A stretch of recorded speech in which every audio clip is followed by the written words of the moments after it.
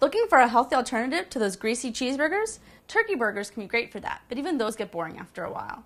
Today we're going to make turkey meatballs. You can eat those with some pasta, you can make a meatball sub, or even a soup with them. All you need is 1 egg per 2 turkey patties, salt and pepper, a little bit of cheese. Today we're using Parmesan, but you could use anything with some flavor. Some Monterey Jack or even a cheddar would be good. Herbs and seasonings. I like parsley, onion powder, and garlic powder, but you could use whatever you'd like. Get creative. A little red pepper flakes or make them spicier, anything. Also, we're using breadcrumbs. Get the panko breadcrumbs. They're healthier and crunchier. For cooking, you'll need some olive oil, a little butter, chicken stock or vegetable stock, whichever you prefer. And since we're eating healthier, whole wheat flour as opposed to white flour. Okay, let's get started. All right, first we combine all the dry ingredients. Pepper, salt, garlic powder, and onion powder. Now, you could definitely substitute fresh ingredients for any of these. Some fresh garlic or chopped up onions would be great. I'm gonna put in some parsley and cheese. I'm using a mix of Parmesan and Monterey Jack. Add some breadcrumbs. Now for amounts, you don't need a measuring cup. You can just do whatever you like. If you want tons of cheese in them, go for it. Just whatever amount feels right to you. Add the 2 meat patties and start combining with your hands. Okay, so now just keep combining until everything is evenly distributed. And then you're going to be ready to add the egg.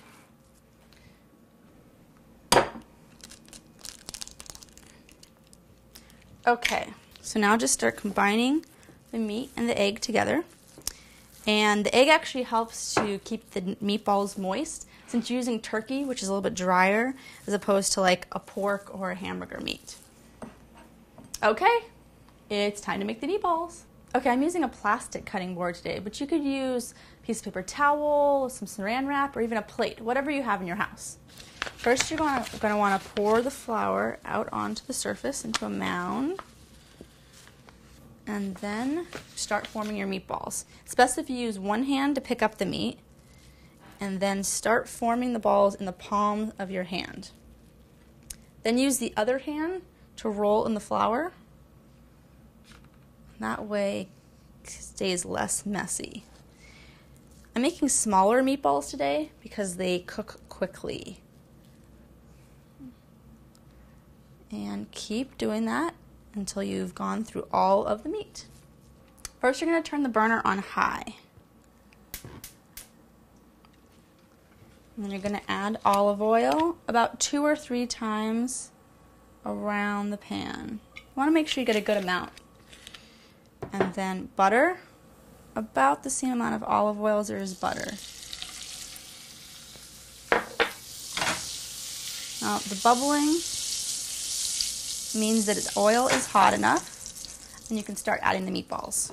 Now I'm using tongs today, so you can use whatever you want, a spatula or even a spoon, whatever you have in the house. Just kind of place them evenly. And you're going to want to let them cook fully on that side before you turn them. Start flipping them. You're going to get nice and crispy brown. Be careful, the oil is hot and it can spit at you a little bit.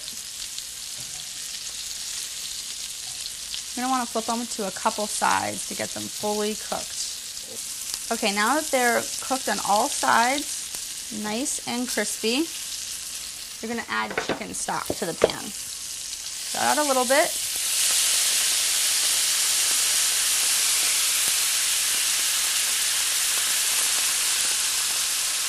Now you're going to add the lid and let them cook for about a minute, maybe 2 minutes at the most.